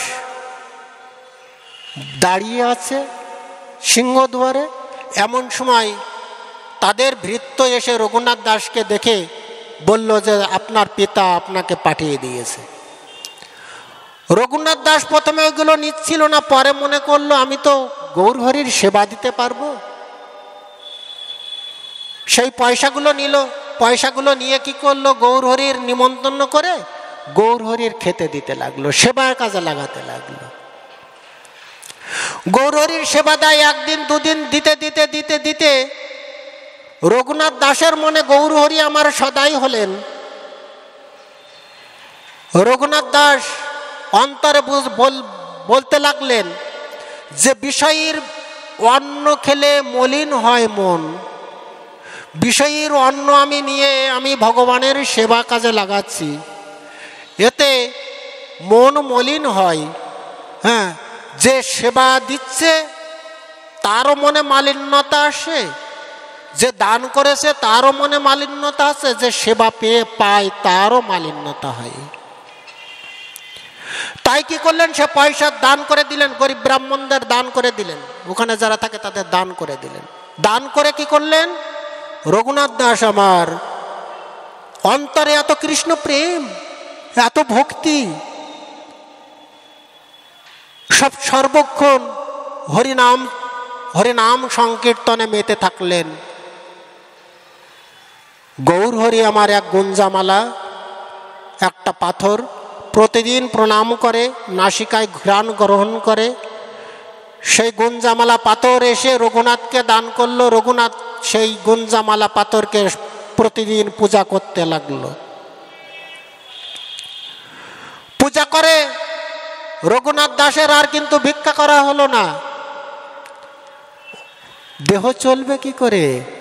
ওমা, দেহ চলবে কি করে রঘুনাথ দাসের? সে তো আর ভিক্ষা করে খায় না, তাহলে তার দেহটা কি করে চলবে গো? এবার কি করে? ছত্রে গিয়ে মেঙে খায়। যেখানে ওই প্রসাদ বিতরণ করে ছত্রে, সেখানে গিয়ে একটু প্রসাদ নিল। সারাদিন অন্তে একবার একটু প্রসাদ, একটু জল গ্রহণ করলো, আর সব সময় ওই গুঞ্জামালা পাথরের সেবা করতে লাগলো রঘুনাথ দাস আমার। গুঞ্জামালা পাথরের সেবা করে, মহাপ্রভুর স্বহস্তে দেওয়া সাক্ষাৎ ভগবান জ্ঞানে সেই পাথরের পূজা করতে লাগে, আর ওই ছত্রে গিয়ে মেঙে খায়। রঘুনাথ দাসের মনে একদিন এই ভাবমূর্তি উদয় হলো যে সিংহদ্বারে ভিক্ষা, সত্রে গিয়ে মেঙে খাওয়া, এও বেশ্যাবৃত্তি, এ বৃত্তিও ভালো নয়। তাই তিনি সত্রে গিয়ে মেঙে খাওয়াও বন্ধ করে দিলেন। সত্রে গিয়ে আর মেঙে খায় না রঘুনাথ দাস। রঘুনাথ দাসের জীবন কিভাবে বাঁচবে? তখন সারা দিন অন্তে অগাধ নিশীতে সড়া ভাত যায় নালা দিয়ে, বোঝেন তো? আমার সড়া ভাত চেনেন তো? যে জগন্নাথ দেবের রান্নার যে যত আয়োজন হয়, রান্না করে, রান্না করার পরে ওই নালা দিয়ে যে মানে ভাতের যে ফ্যান বা জল টলগুলো, পচা জিনিসগুলো, গামলা টামলা ধোয়া যেগুলো নালা দিয়ে বেয়ে চলে, সড়া ভাত পচা, অনেক দিনকে 2-3 দিনকের পচা গন্ধ দুর্গন্ধ জিনিস ওই নালা দিয়ে চলে যায়। তৈলঙ্গানা গাই আছে, সেই গাইগুলো দুর্গন্ধে ওই সড়া ভাতগুলো খেতে পারে না। রঘুনাথ দাস আমার গভীর রাত্রে গিয়ে আস্তে আস্তে গিয়ে প্রভুর নাম স্মরণ করে হাত পেতে পেতে ওই দুটো অন্ন গ্রহণ করে, জোগাড় করে ভালো করে ধুয়ে প্রভুর সেবার মতো তৈরি করে নিজে প্রভুর নামে নিবেদন করে, সেই তাই পেয়ে একটু জল খেয়ে বেঁচে থাকে। বুঝতে পাচ্ছেন ভক্তের কি দৈন্য দশা, ভক্তের কি দুর্গতি? একদিন গোবিন্দ দাস তাই দর্শন করে, একদিন গোবিন্দ দাস তাই দর্শন করে ছলনা করে রঘুনাথ দাসের কাছে হাত পেতে বলছে যে, রঘুনাথ আমাকে দুটো দাও না। রঘুনাথ গোবিন্দ দাসকে দুটো দিয়ে দিল। গোবিন্দ দাস হাসতে হাসতে হাসতে হাসতে চলে আসলো। অন্তর্যামী ভগবান আমার অন্তরে ভক্তের আকুতি সব বুঝতে পারছে, ভক্তের অন্তরের ব্যথা সবই অনুভব করতে পারছে। গৌর হরি আমার গোবিন্দ দাসকে বলছে, হে গোবিন্দ, ও গোবিন্দ, আমার রঘুনাথ কোথায়? কি খায়? কেমন আছে আমার রঘুনাথ?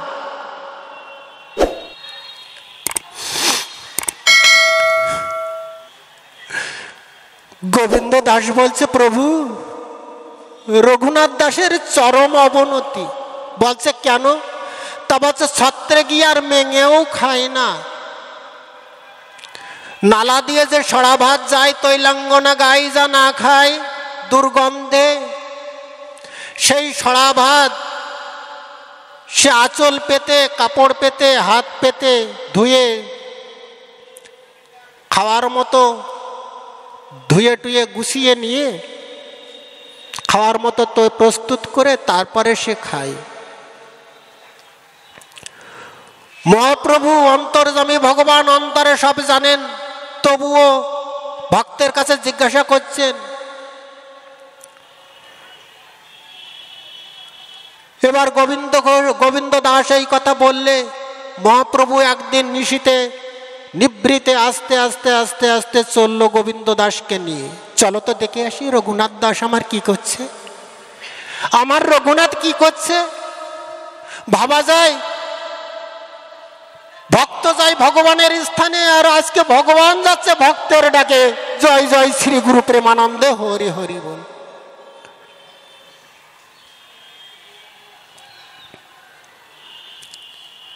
রঘুনাথ দাস অগাধ নিশীতে রঘুনাথ দাস আমার ক্ষুধার জ্বালায় সেই সড়া ভাতগুলো ধৌত করে যখন গুছিয়ে নিয়ে যখন প্রভুর নামে নিবেদন করে এক মুষ্টি বদনে দিতে যাবে, প্রভু এসে হাত ধরে বলছে যে, রঘুনাথ তুমি এমন অমৃত নীতি নীতি খাও, কই আমাকে তো দিলে না।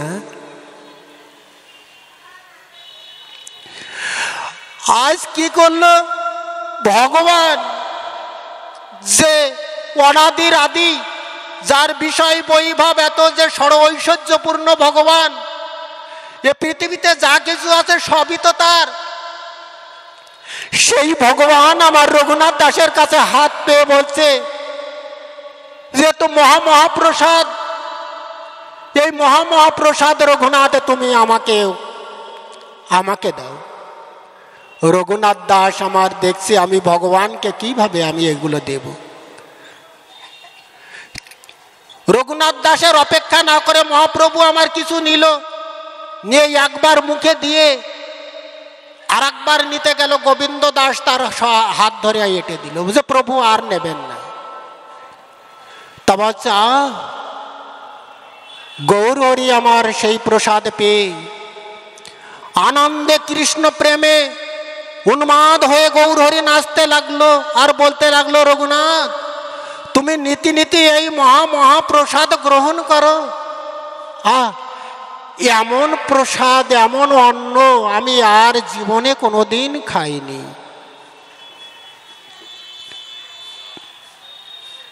রঘুনাথ দাস আমার এত আকিঞ্চন, এত ত্যাগ। ত্যাগ কাকে বলে? গীতায় বলছে, নহি দেহবৃত্তা সুক্তং তুক্তং কর্মণ্যা শেষত যস্তু কর্মফল ত্যাগী স্বত্যাগী তব্ভাত দিয়াতে। ত্যাগ কাকে বলে? সংসার ত্যাগ করলে ত্যাগী, বিষয় ত্যাগ করলে ত্যাগী। কিসে ত্যাগ হয়? ত্যাগ তাকে বলে যিনি কর্মফলের আশা পরিত্যাগ করে কর্ম করেন, তিনি হলেন ত্যাগী। মর্কট বৈরাগ্য না করিও লোক দেখাইয়া,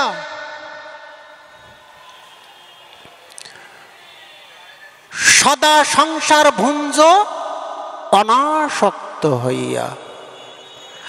আসক্তিবিহীন সংসারে থাকতে হবে। যেমন পদ্ম পাতায় জল দিলে পদ্ম পাতার জল থাকে না, পদ্ম গাছ কিন্তু জলে জন্মায়, কিন্তু পদ্ম পাতার ওপরে যদি জল দেওয়া হয় জল থাকে না।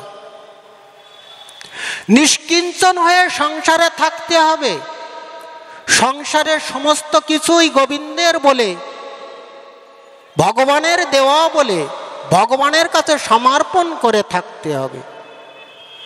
কামিনী কাঞ্চন সবই কিছু ভোগ করো, কিন্তু সব গোবিন্দের, সব ভগবানের দেওয়া, এটাই মনে করতে হবে। তাই বলছে, মর্কট বৈরাগ্য না করিও লোকে দেখাইয়া, সদা বিষয় ভুঞ্জ অনাসক্ত হইয়া। আসক্তি থাকলে হবে না। কৃষ্ণ প্রেম কোনো আসক্তির জায়গা নয়, কোনো কামের জায়গা নয়, এটা প্রেমের জায়গা। প্রেম ভক্তি এমন একটা জিনিস, যদি কারোর হৃদয়ে কোনোদিন প্রেমের উদয় হয়, প্রেমের পদ্ম ফুটে, তাহলে সে হরিনাম বলতে বলতে, নাম গাইতে গাইতে সে উন্মাদের মতো পাগলের ন্যায় হয়ে যায়। হরিকথা, কৃষ্ণ কথা আস্বাদন করবার জন্যে মন ব্যাকুল হয়। কৃষ্ণ প্রেম এমন একটা জিনিস, যে জিনিস অন্তরে যদি যার একবার ফোটে, যে ভক্তির উচ্চ মার্গে পৌঁছাতে পারে। বলছে, অনন্য অভিলাষাতা শূন্য জ্ঞান কর্মেন উদ্যানাবৃতম আনুকূল্যেন কৃষ্ণ অনুশীলনং ভক্তির উত্তমা। উত্তম ভক্তি কি? অনন্য অভিলাষিতা শূন্য। অনন্য অভিলাষিতা মানে মনের মধ্যে অনেক অনেক অভিলাষ আছে, কি অভিলাষ যে সরস্বতী আমার একটা ছেলে হয়েছে, ছেলেটা পরীক্ষা দিচ্ছে, মাধ্যমিক পরীক্ষা যেন ভালো করে পাশ করতে পারে। বাহ, কত সুন্দর অভিলাষ আমরা করছি। লক্ষ্মী পূজা করি, প্রতিদিন লক্ষ্মী পূজা করি, যে লক্ষ্মী আমার গৃহে যেন ধন দৌলতে পূর্ণ থাকে। আমাদের অভিলাষগুলো দেখছেন কোথায়? এই অনন্য অভিলাষ থাকলে হবে না, বিভিন্ন রকমের অভিলাষ মনের মধ্যে থাকলে হবে না। তাই বলছে অনন্য অভিলাষিতা শূন্যা জ্ঞান ও কর্মেন উদ্যানাবৃতম। জ্ঞান এবং কর্মের দ্বারা নিজের বাগানটাকে সাজাতে হবে, নিজের দেহটাকে সাজাতে হবে। এই দেহ হলো মহাশ্মশান। আজ আমার শ্রীগুরু কৃপা করে কর্ণমূলে দীক্ষা মন্ত্র প্রদান করে এই দেহটাকে কইল ফুলের উদ্যান। জয় জয় শ্রী গুরু প্রেমানন্দে হরি হরি বল। ফুলের উদ্যান তৈরি করতে হবে। এই ফুলের উদ্যান তৈরি করে এই দেহটা সাজিয়ে তুলতে হবে। বলছে আনুকূল্যেন কৃষ্ণ অনুশীলনং ভক্তির উত্তমা। আনুকূল্যে কৃষ্ণ ভজন করতে হবে, কৃষ্ণের গুণগান করতে হবে। সর্বোপাধি বিনির্মুক্তং তৎপরতেন নির্মলং ঋষিকেশ ঋষিকেন শিবানং ভক্তির উচ্চতে। ইন্দ্রিয় দ্বারা কৃষ্ণ ভক্তি, কৃষ্ণ পূজা করতে হবে।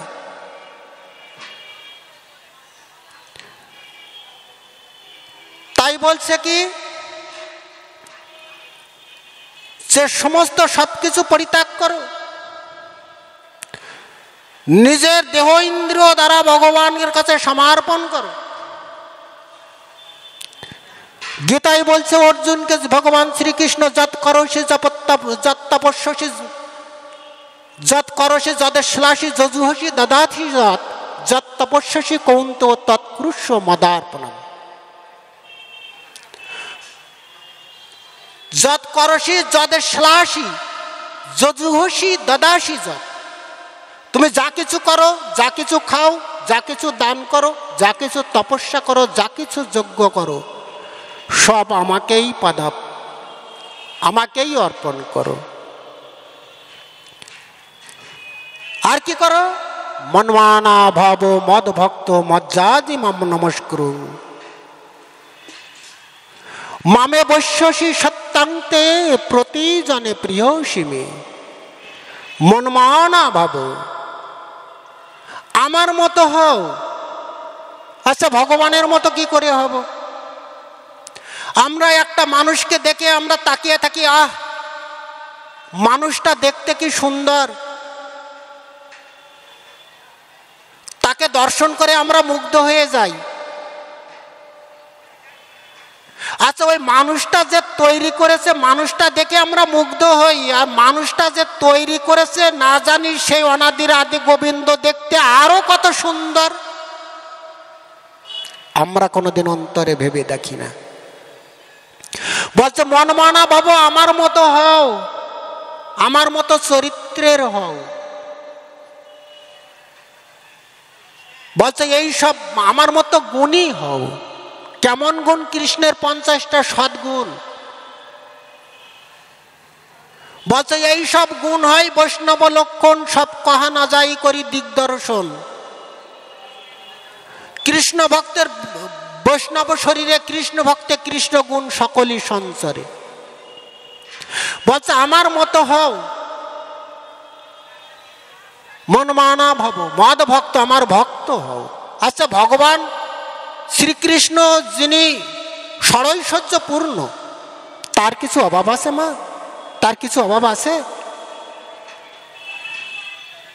সিদ্ধান্ত করুন।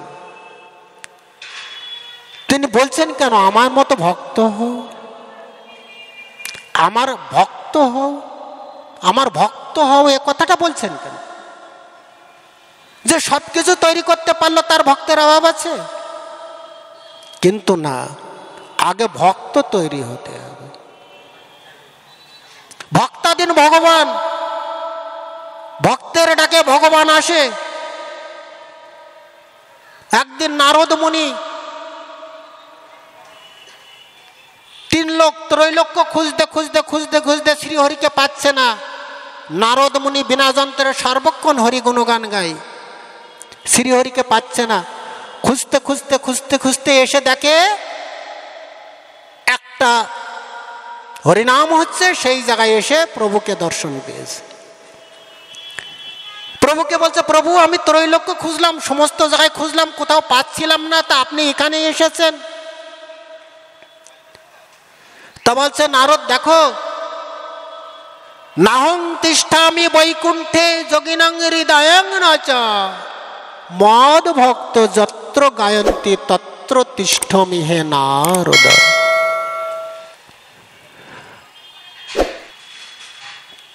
বলছে আমি যোগীদের হৃদয়ে থাকি না, আমি বৈকুণ্ঠেও থাকি না। যেখানে যেখানে আমার হরি গুণগান হয়, আমার কীর্তন হয়, যেখানে আমার গুণগান হয়, যেখানে আমার ভক্ত থাকে, আমি সেখানেই থাকি। ঈশ্বর স্বরূপ কৃষ্ণ, ভক্ত তার অধিষ্ঠান, ভক্তের হৃদয়ে কৃষ্ণ সতত বিশ্রাম। জয় জয় শ্রী গুরু প্রেমানন্দে হরি হরি বল।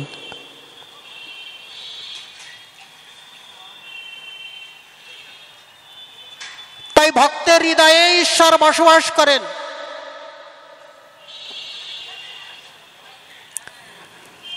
তাই বলছে আমার ভক্ত হও। মদ বলছে মনমানা ভাব, মদ ভক্ত, মদ যাজি আমার যাজন করো, আমার উপাসনা করো, আমাকে নমস্কার করো। কি সুন্দর দার্শনিক তত্ত্ব।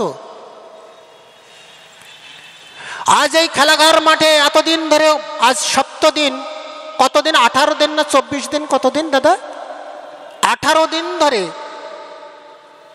আজ এই খেলাঘর ময়দানে যে হরিনাম হবে, যে কীর্তন হবে, যে ভাগবত হবে,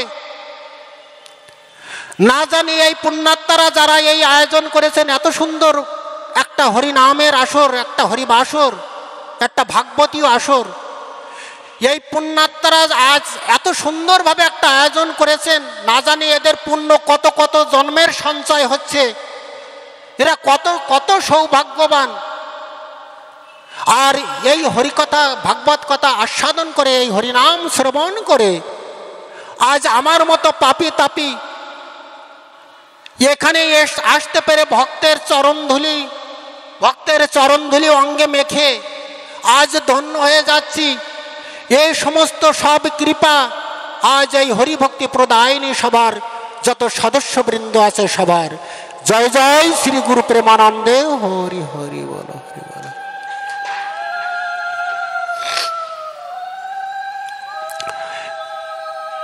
তাহলে যেখানে যেখানে হরিনাম হয়, যেখানে ঈশ্বরের কথা হয়, ভগবানের কথা শ্রবণ হয়, ভগবানের গুণকীর্তন হয়, সেখানে ভগবান আসবেনই আসবেন। এখানে কোনো না কোনো রূপে ভগবান আছেন, একথা শাস্ত্রে প্রমাণ করছে। তাই না হলে কখনো এত বড় অনুষ্ঠান চালানো সম্ভব হতো না। ঈশ্বরের কৃপা। আমরা সবাই মিলে ঈশ্বরের কাছে প্রার্থনা করি, জনম জনম ধরে এই অনুষ্ঠান যেন চলে। জয় জয় শ্রী গুরু প্রেমানন্দে হরি হরি বলো।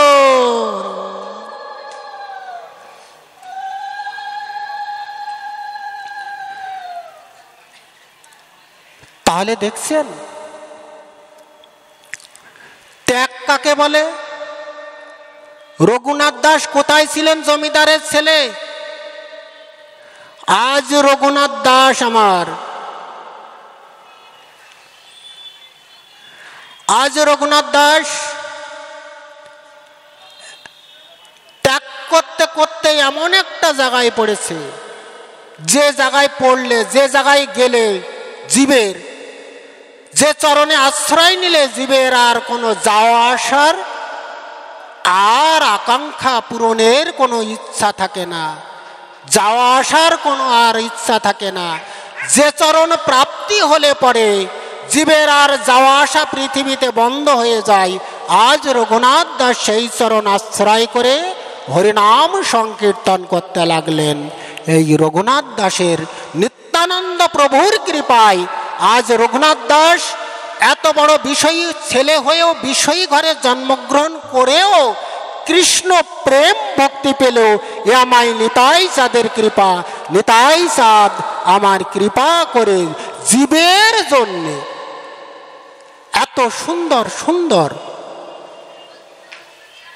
প্রেম, জীবের সুন্দর দেহ জীবন যাপন গঠন করবার জন্য এত প্রেম প্রদান করেছেন আমার রঘুনাথ দাস গোস্বামীকে, কৃপা করেছেন আমার প্রভু নিতাই চাঁদ।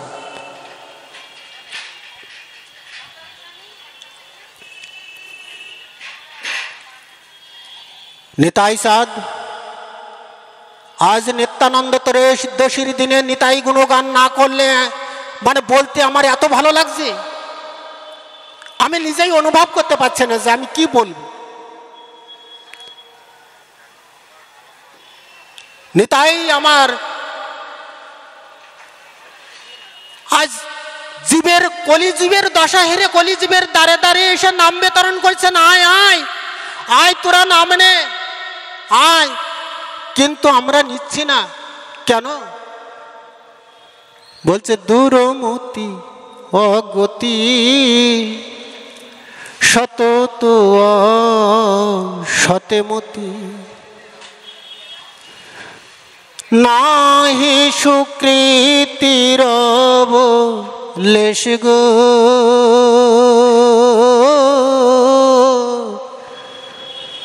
নাহি সুকৃতির অবলেশ। আমার কোন সুকৃতি হলো না গো,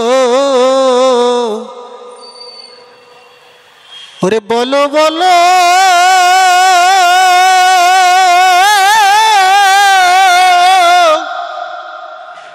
বলো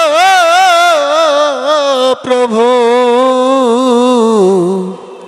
আমার এই উপায় কিবা হবে? প্রভু তুমি নাম ধরেছ প্রেম ও কল্পতরু, বলো বলো বলো গুরু তুমি আমার উপায় কিবা হবে? আমার দূরমতি, আমার গতি হলো না, আমার মনটা সব সময় দূরে দূরে থাকে। আমার আর এ জন্মে আমার হরিগুণ গান হলো না। আমি বহু লক্ষ জনি ভ্রমণ করতে করতে আজ আমি 84 লক্ষ জনি ভ্রমণ করতে করতে 80 লক্ষ জনি ভ্রমণ করবার পর আমি মানব জন্ম পেয়েছি। কত সাধের জন্ম, এ জন্মে আমার আর হরি বলা হলো না, কেননা মায়ামুগ্ধ জীবের নাহি কৃষ্ণ স্মৃতি জ্ঞান, তাই জীবের দয়াই কৃষ্ণ কইল বেদ পুরাণ। আজ আমি সেই মায়াবদ্ধ জীব, এই বদ্ধ জীবের আমার মতো মূঢ় বদ্ধ জীব আপনাদের চরণের পাশে এসে আপনাদের চরণধূলি মাথায় নিয়ে আমি আজ এই ভাগবতী আসর এখানে বিশ্রাম রাখতে চলেছি, যে আপনারা আমার কৃপা করে এই আশীর্বাদ করবেন জনমে জনমে যেন আমি এই হরিকথা হরিগুণ গানে গিয়ে ভাগবতী আসরে কৃষ্ণ ভক্ত হরি ভক্তের চরণধূলি মাথায় নিয়ে আমার জন্ম যেন সার্থক করতে পারি। আমি যেন জনমে জনমে মরণে মরণে হরিকথা বলতে পারি। হরিকথা বলতে বলতে আমি যেন নিজের দেহ গোবিন্দের চরণে সমর্পণ করতে পারি। জয় জয় শ্রী গুরু নিতাই গৌরী শ্বেতানাথ প্রেমানন্দ হরি হরি বল। জয় জয় রাধা গোবিন্দ প্রেমানন্দ হরি হরি বল। জয় জয় সাধু গুরু বৈষ্ণব প্রেমানন্দে হরি হরি বল। হরে কৃষ্ণ কৃষ্ণ কৃষ্ণ হরে হরে, হরে রাম রাম রাম হরে হরে, হরে কৃষ্ণ কৃষ্ণ কৃষ্ণ হরে হরে, হরে রাম রাম রাম হরে হরে, হরে কৃষ্ণ কৃষ্ণ কৃষ্ণ হরে হরে, হরে রাম রাম রাম হরে হরে, হরে কৃষ্ণ কৃষ্ণ কৃষ্ণ হরে হরে, হরে রাম রাম রাম হরে হরে, হরে কৃষ্ণ কৃষ্ণ কৃষ্ণ হরে হরে, হরে রাম রাম হরে হরে, হরে কৃষ্ণ কৃষ্ণ কৃষ্ণ হরে হরে, হরে রাম রাম রাম হরে হরে। জয় রাধে রাধে গোবিন্দ, জয় জয় রাধে রাধে গোবিন্দ, জয় জয় রাধে রাধে গোবিন্দ, জয় জয় রাধে রাধে গোবিন্দ, জয় রাধে জয় গোবিন্দ, জয় রাধে জয় গোবিন্দ, জয় জয় রাধে জয় রাধে জয় রাধে জয় রাধে। জয় জয় শ্রী গুরু নিতাই গৌর সীতানাথ প্রেমানন্দ হরি হরি বল। জয় জয় রাধা গোবিন্দ প্রেমানন্দ হরি হরি বল। জয় জয় সাধু গুরু বৈষ্ণব প্রেমানন্দে হরি হরি বল। বাঞ্ছা কল্পতরুভ্যশ্চ কৃপা সিন্ধুর্ভয়েব চ পতিতানাং পাবনেভ্যো বৈষ্ণবেভ্যো নমো নমঃ। আপনাদের কাছে একটি ছোট্ট অনুরোধ, এই ধরনের আরও ভিডিও দেখতে চ্যানেলটিকে এখনই সাবস্ক্রাইব করুন।